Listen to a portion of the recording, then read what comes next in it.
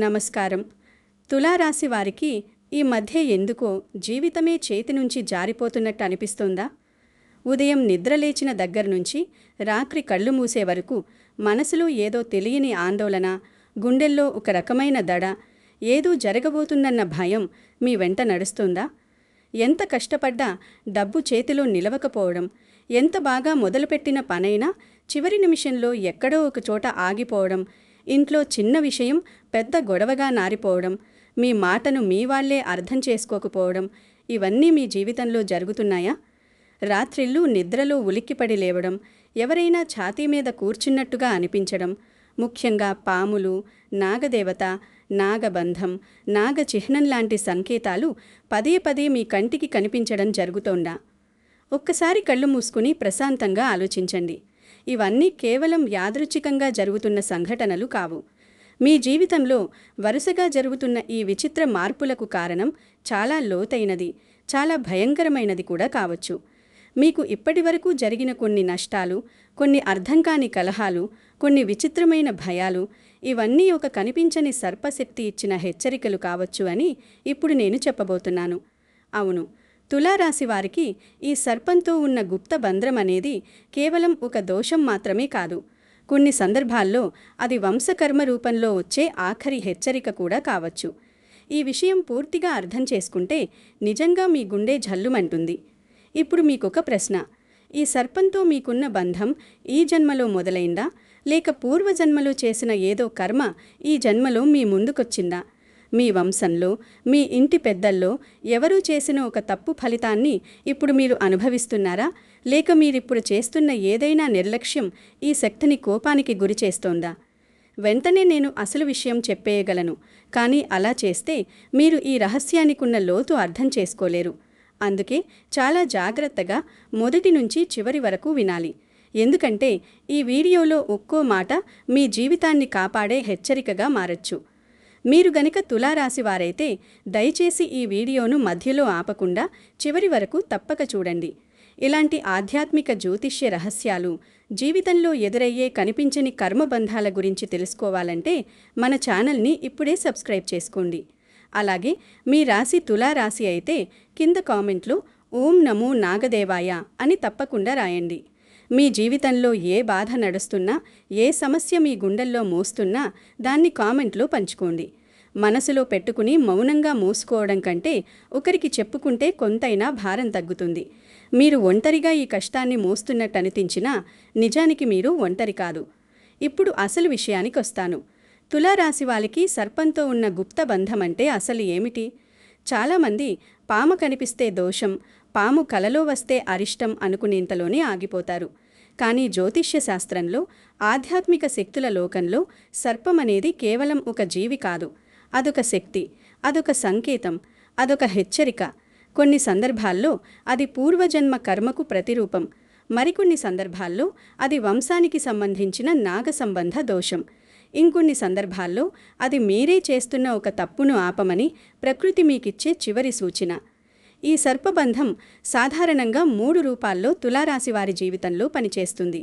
మొదటి రూపం కలలో సర్పం, అంటే మీ అవచేతనలో, మీ ఆత్మలో దాగి ఉన్న భయం, కర్మ, దోషం మీకు కల రూపంలో సంకేతం ఇవ్వడం. రెండో రూపం కర్మలో సర్పశక్తి, అంటే మీరు చేస్తున్న పనులు చివరి నిమిషంలో ఆగిపోవడం, డబ్బు నిలవకపోవడం, సంబంధాలు పాడవడం, మానసిక శాంతి లేకపోవడం వంటి పరిణామాల రూపంలో ఆ శక్తి తన ఉనికిని చూపించడం.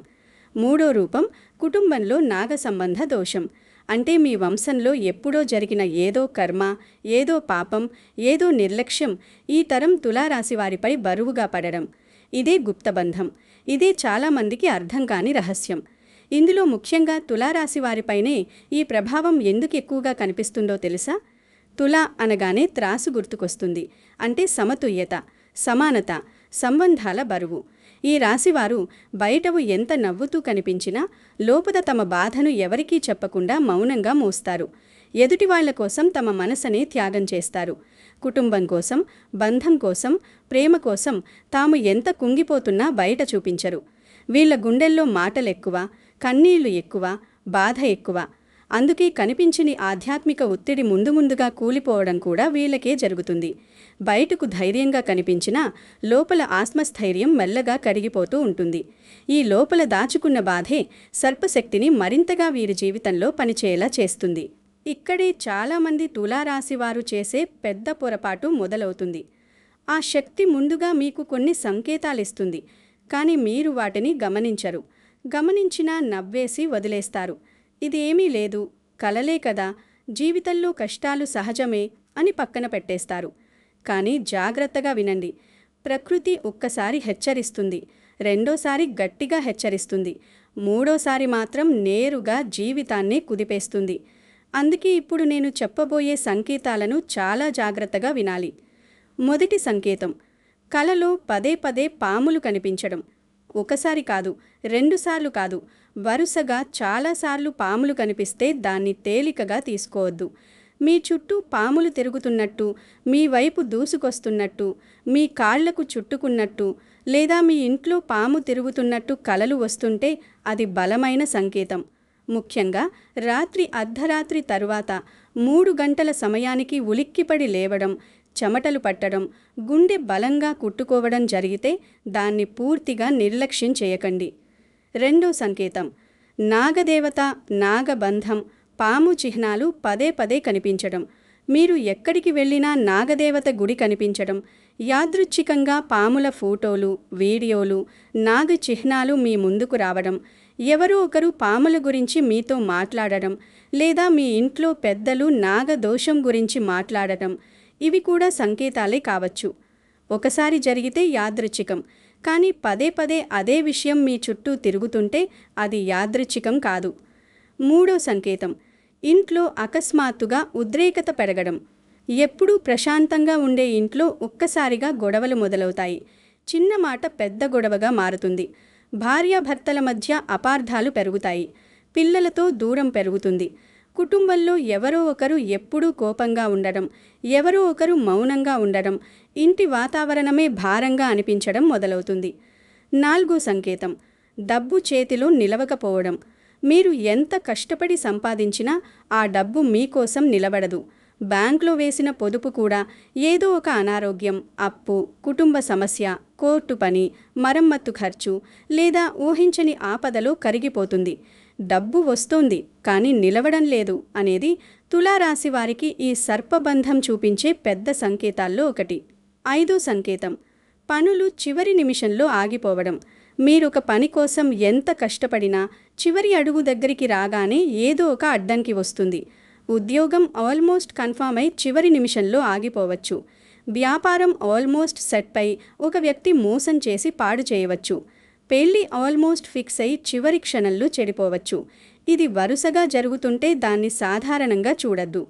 ఆరో సంకేతం, సంబంధాల్లో పగుళ్లు రావడం. మీరు ఎంత ప్రేమించిన వారితోనైనా అపార్థాలు పెరగడం, మీ మనసు వాళ్లకు అర్థం కాకపోవడం, నమ్మకం దెబ్బతినడం, ఒకరినొకరు ప్రేమించినా కలిసి ఉండలేని పరిస్థితి రావడం. తులారాశివారికి సంబంధాలే బలం. అదే సంబంధాల్లో పగుళ్లు రావడం చాలా పెద్ద హెచ్చరిక. ఏడో సంకేతం, అకారణ భయం, కోపం, అసహనం. చిన్న విషయానికి గుండె బలంగా కుట్టుకోవడం, ఒంటరిగా ఉన్నప్పుడు తెలియని భయం రావడం, ఇంట్లో ఎవరైనా మాట్లాడితే కోపం రావడం, ఏదో జరగబోతున్నన్న అసహనం ఉండడం. ఇది కేవలం మూడ్ కాదు, కొన్నిసార్లు ఇది లోపలున్న ఆధ్యాత్మిక ఒత్తిడి. ఎనిమిదో సంకేతం, ఒకే రకమైన సమస్య మళ్ళీ మళ్ళీ రావడం. ఎప్పుడూ ఒకే రకమైన మోసం, ఒకే రకమైన నష్టం, ఒకే రకమైన అవమానం, ఒకే రకమైన అనారోగ్యం, ఒకే రకమైన సంబంధ సమస్య. మీరు ఎంత దూరం వెళ్ళినా అదే గోడను మళ్ళీ మళ్ళీ ఢీకొట్టినట్టుగా అనిపిస్తే అది పాత కర్మల సంకేతం కావచ్చు. తొమ్మిదో సంకేతం, నిద్రలో ఒత్తిడి, ఛాతి బరువు, భయంకర మెలకువలు. పగలు అలసటగా ఉండడం, రాత్రి నిద్రపోయినా విశ్రాంతి లేకపోవడం, ఎవరైనా గొంతు పట్టుకున్నట్టుగా అనిపించడం, నిద్రలో ఊపిరాడక లేచిపోవడం, ఇవి కూడా చాలామంది తులారాశి వారు చెప్పే సంకేతాలు. పదో సంకేతం, పూజలు చేసినా శాంతి రాకపోవడం. మీరు దేవుణ్ణి నమ్మి పూజలు చేస్తుంటారు, వ్రతాలు కూడా చేస్తుంటారు, కానీ మనసుకు శాంతి రావడం లేదు, సమస్యలు తగ్గడం లేదు, ఇంట్లో ఏదో అడ్డుపడుతున్నట్టు అనిపిస్తోంది. ఇది కూడా ఒక దాచిన బంధం సూచన కావచ్చు. ఈ సంకేతాల్లో మీకు 3 లేదా అంతకంటే ఎక్కువ సరిపోతే ఇప్పుడు నేను చెప్పబోయే విషయం మీ జీవితానికి చాలా ముఖ్యమైనది. ఇక్కడ మీకొక సందేహం రావచ్చు, ఇదంతా నా వల్లే జరుగుతోందా లేక మా కుటుంబ కర్మ వల్ల అని. నిజానికి ఈ సర్పబంధం వెనుక ప్రధానంగా 3 కారణాలుంటాయి. వాటిని అర్థం చేసుకుంటేనే మీరు సమస్య మూలాన్ని పట్టుకోగలరు. మొదటి కారణం పూర్వజన్మ కర్మ సంబంధం. గత జన్మలో మనం ఎవరికైనా చేసిన అన్యాయం, ద్రోహం, హింస లేదా జీవరాశుల పట్ల చూపిన క్రూరత్వం కొన్ని జన్మల తర్వాత కూడా మనల్ని వదలదు అని శాస్త్రం చెబుతుంది. ముఖ్యంగా పాములను ఉద్దేశపూర్వకంగా హింసించడం, ఒకరి ఆస్తి లాక్కోవడం, బలహీనుణ్ణి ఏడిపించడం, పవిత్రమైన స్థలాన్ని అవమానించడం వంటి కర్మలు కొన్ని రాశులపై బలంగా పడతాయి. తులారాశి వారికి అది ఆర్థిక అడ్డంకులు, సంబంధాల్లో నష్టం, మానసిక శాంతి కోల్పోవడం రూపంలో కనిపించవచ్చు. రెండో కారణం కుటుంబం లేదా వంశానికి సంబంధించిన నాగదోష ప్రభావం. మీ తాతలు, ముత్తాతలు లేదా మీ వంశంలో ఎవరో ఎప్పుడో చేసిన ఒక తప్పు, పుట్టను తవ్వడం, నాగదేవత స్థలాన్ని అవమానించడం, సర్పాలను హింసించడం, కుటుంబదేవత పూజను మధ్యలో వదిలేయడం, పెద్దలు చెప్పిన ఆధ్యాత్మిక నియమాలను పూర్తిగా పక్కన పెట్టడం, ఇవి వంశకర్మగా మిగిలిపోతాయి. ఆ తర్వాత తరం మీద దాని ప్రభావం పడచ్చు. ముఖ్యంగా తులారాశి వారికి పెళ్లిళ్ళు ఆలస్యం కావడం, దాంపత్యంలో కలహాలు, సంతాన విషయంలో అడ్డంకులు, ఇంట్లో శాంతి లేకపోవడం రూపంలో బయటపడచ్చు. మూడో కారణం ఇప్పుడే మీరు చేస్తున్న ఆధ్యాత్మిక, నైతిక తప్పులు. ఇదే చాలామందికి ఎక్కువగా వర్తించే కారణం. దేవుడి గదిని అపరిశుభ్రంగా ఉంచడం, పెద్దల్ని అవమానించడం, ఇచ్చిన మాట తప్పడం, తోటి మనుషుల్ని మోసం చేయడం, ఒకరి హృదయాన్ని పగలగొట్టి కూడా పట్టించుకోకపోవడం, అవసరమైనప్పుడు దేవుడి మీద తప్పుడు ప్రమాణాలు చేయడం, కోపంతో శాపనార్థాలు పెట్టడం, ఇవన్నీ మీ చుట్టూ ఉన్న దైవిక రక్షణ కవచాన్ని బలహీనపరుస్తాయి. అప్పుడు ఆ సర్పశక్తి హెచ్చరిక రూపంలో మీ జీవితాన్ని కుదిపేస్తుంది. ఈ విషయం ఎంత నిజమో, ఎంత లోతైనదో అర్థం చేసుకోవడానికి ఒక చిన్న సంఘటన చెబుతాను. ఒక ఊరిలో రమేష్ అనే తులారాశి వ్యక్తి ఉండేవాడు. మొదట్లో అతని జీవితం చూసి ఎవరికైనా అసూయ వేసేంత బాగుండేది. మంచి ఉద్యోగం, ప్రేమించే భార్య, ముద్దుల పిల్లలు, చేతి నిండా సంపాదన, సమాజంలో గౌరవం అన్నీ ఉండేవి. కానీ ఒక్కసారిగా అతని జీవితంలో ఏదో కనిపించని చీకటి కమ్ముకుంది. రాత్రి సరిగ్గా 3 గంటల ప్రాంతంలో మెలకువ రావడం మొదలైంది. ప్రతిరోజు దాదాపు ఒకే కల. ఒక పెద్ద పాము తనను వెంటాడుతున్నట్టు, మెడకు చుట్టుకుంటున్నట్టు, తాను అరవాలనుకున్న గొంతు నుంచి శబ్దం రానట్టు. చెమటలు పట్టి లేచేవాడు. తిరిగి నిద్ర పట్టేది కాదు. కొన్ని రోజుల్లో ఆ భయం అతని స్వభావాన్ని మార్చేసింది. చిరాకు పెరిగింది. చిన్న మాటకే కోపం, ఇంట్లో భార్యతో గొడవలు, పిల్లల మీద అరిచేయడం, బయటకు వెళ్ళినా మనసు ప్రశాంతంగా ఉండేది కాదు. మరోవైపు సంపాదన కూడా చేతిలో నిలవడం ఆగిపోయింది. ఒకసారి పిల్లాడి ఆరోగ్యం, మరోసారి ఇంటి మరమ్మత్తు, ఇంకోసారి అప్పు, ఇలా డబ్బు అన్నీ ఊహించని ఖర్చుల్లో కరిగిపోయాయి. ఉద్యోగంలో కూడా తప్పులు మొదలయ్యాయి. కాన్సంట్రేషన్ పోయింది. రమేష్కి తన జీవితమే తన చేతిలో లేకుండా జారిపోతున్నట్టుగా అనిపించింది. అప్పుడు వాళ్ళ ఇంట్లో ఒక పెద్దవాళ్ళు, నాయనా, ఇది సాధారణం కాదు. ఒకసారి సుబ్రహ్మణ్య స్వామి ఆలయానికి వెళ్ళి నాగదేవతకు సంబంధించిన పరిహారం చెయ్యి. మా పెద్దలు చెప్పిన ఒక ముక్కు మధ్యలో ఆగిపోయింది, అది కూడా కారణమై ఉండొచ్చు అని చెప్పారు. కానీ రమేష్ నవ్వేశాడు. ఈ రోజుల్లో కూడా ఇవన్నీ నమ్ముతారా? ఇదంతా స్ట్రెస్ అని ఆ మాటని కొట్టిపారేశాడు. ఇక్కడే అతని జీవితాన్ని పాడు చేసిన అసలు మలుపు మొదలైంది. ఆ ఒక్క నిర్లక్ష్యం తర్వాత పరిస్థితి ఇంకా దిగజారింది. కొద్ది రోజులకే ఉద్యోగం పోయింది, ఆరోగ్యం దెబ్బతింది, ఇంట్లో శాంతి పూర్తిగా మాయమైంది. చివరికి ఒక జ్యోతిష్యుడి దగ్గరకు వెళ్ళినప్పుడు అతను జాతకం చూసి కలలు విని, ఇది కేవలం భయం కాదు, నీ జీవితంలో నాగ సంబంధ కర్మ బలంగా పనిచేస్తుంది, వెంటనే ఆధ్యాత్మికంగా సరిచేసుకోకపోతే పరిస్థితి మరింత కష్టమవుతుంది అని హెచ్చరించాడు. అప్పుడే రమేష్కి తాను చేసిన నిర్లక్ష్యం అర్థమైంది. కుటుంబ సమేతంగా ఆలయానికి వెళ్ళి క్షమాపణతో ప్రార్థించి కొన్ని పరిహారాలు మొదలుపెట్టాడు. ఇక్కడ గమనించాల్సిన విషయం ఏంటంటే, పరిహారం చేసిన వెంటనే సినిమాల్లో లాగా అద్భుతం జరగలేదు. కానీ మెల్లగా అతని మనసుకు శాంతి రావడం మొదలైంది. రాత్రి కలలు తగ్గాయి, ఇంట్లో గొడవలు తగ్గాయి. కొద్ది నెలల్లో ఒక చిన్న వ్యాపారం మొదలుపెట్టి మళ్ళీ తన జీవితాన్ని నిలబెట్టుకోగలిగాడు. అంటే సమస్య ఒక్కసారిగా మాయమవ్వలేదు, కానీ సరైన దారి పట్టింది. ఇదే ఆధ్యాత్మిక పరిహారం పనిచేసే అసలు విధానం. ఇప్పుడు నేను ఈ వీడియోలోని అత్యంత ముఖ్యమైన విషయాన్ని చెబుతున్నాను. తులారాశివారు చేస్తున్న ఆ ఒక్క తప్పు ఏమిటి? జాగ్రత్తగా వినండి. తులారాశివారు చేస్తున్న అసలు ఒక్క తప్పు ఏమిటంటే, దేవుడు, పెద్దలు, సంకేతాలు ముగ్గురూ వరుసగా హెచ్చరిస్తున్నా ఇది ఏమీ లేదు అని నిర్లక్ష్యం చేసి ముందుకు వెళ్ళిపోవడం. అవును, ఇదే ఆ ఒక్క తప్పు.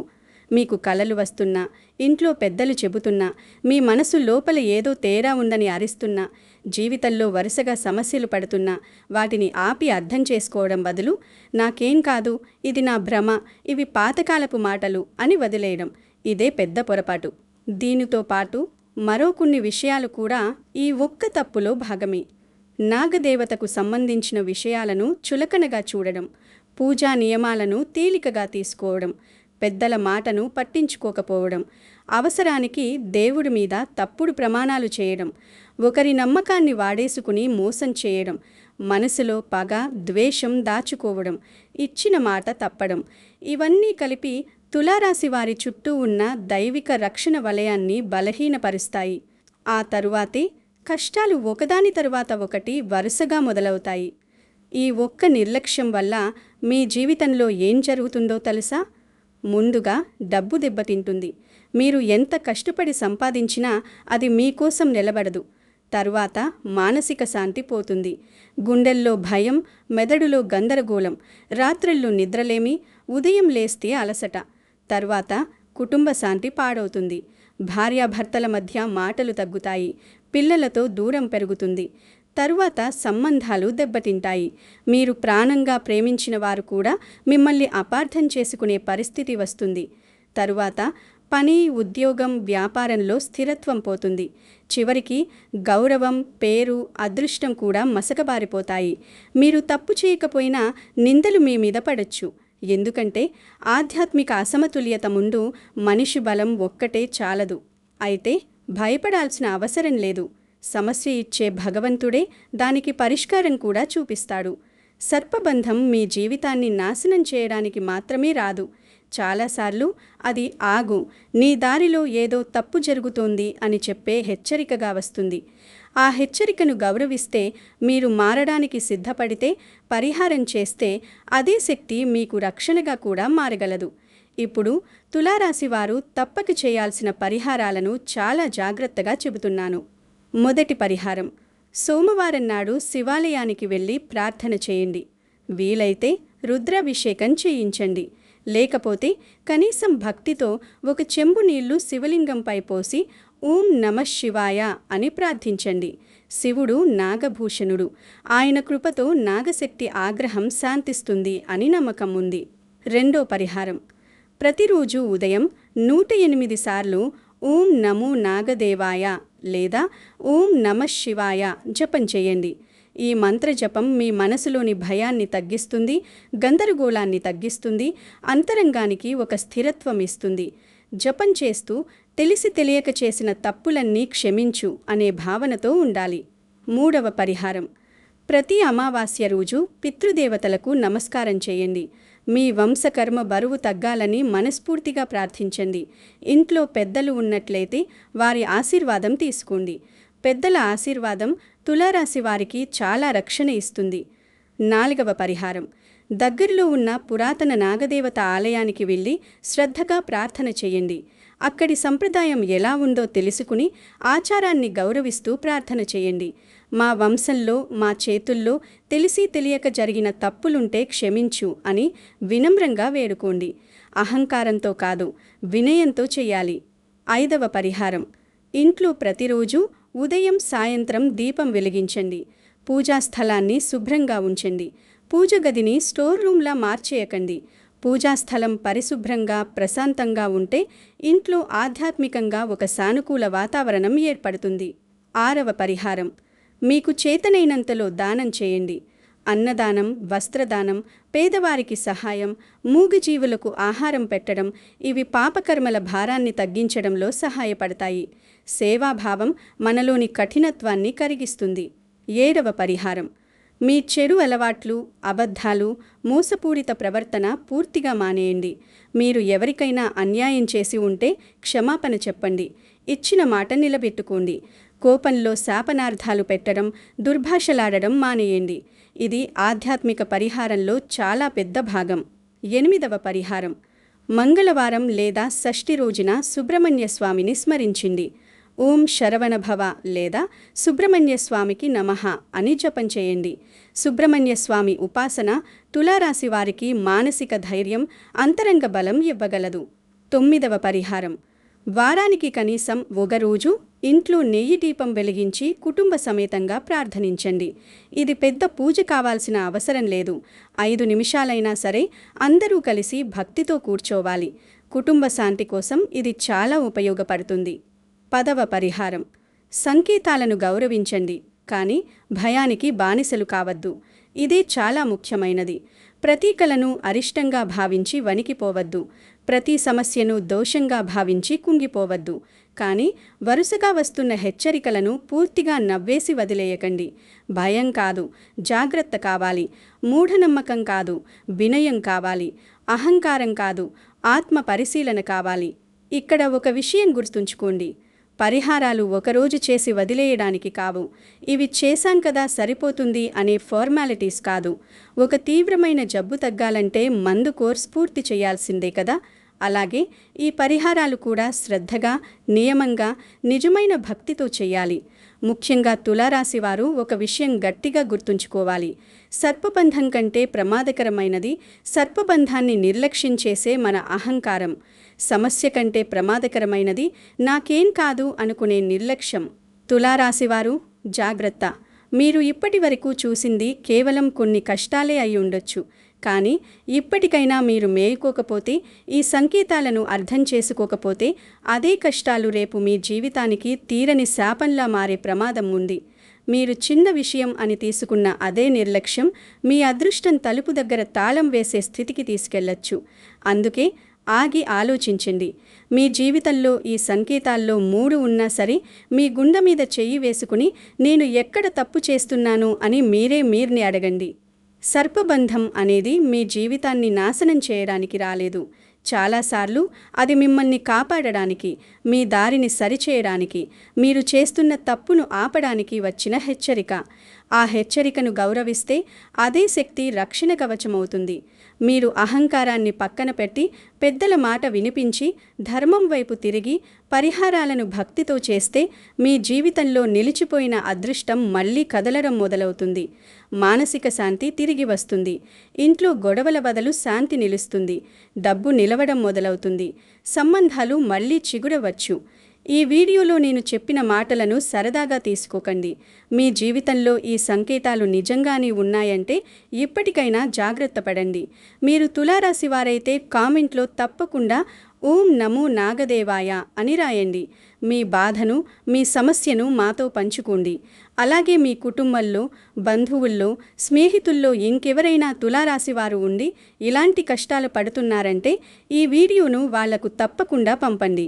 మీకు వార్నింగ్గా వచ్చిన విషయం వాళ్లకు రక్షణగా మారచ్చు. ఇలాంటి మరిన్ని రాశి ఫలాలు, ఆధ్యాత్మిక హెచ్చరికలు, పరిహారాలు తెలుసుకోవాలంటే మన ఛానల్ను సబ్స్క్రైబ్ చేసుకోండి. ఎప్పుడూ ధర్మ మార్గంలో నడవండి. పెద్దలను గౌరవించండి. దేవుడి మీద నమ్మకం ఉంచండి. ఆ పరమేశ్వరుడి ఆశీస్సులు, నాగదేవత కృప, సుబ్రహ్మణ్య స్వామి దయ మీ మీద, మీ కుటుంబంపై ఎల్లప్పుడూ చల్లగా ఉండాలని మనస్ఫూర్తిగా కోరుకుంటున్నాను. సర్వే జన సుఖినో భవంతు. నమస్కారం.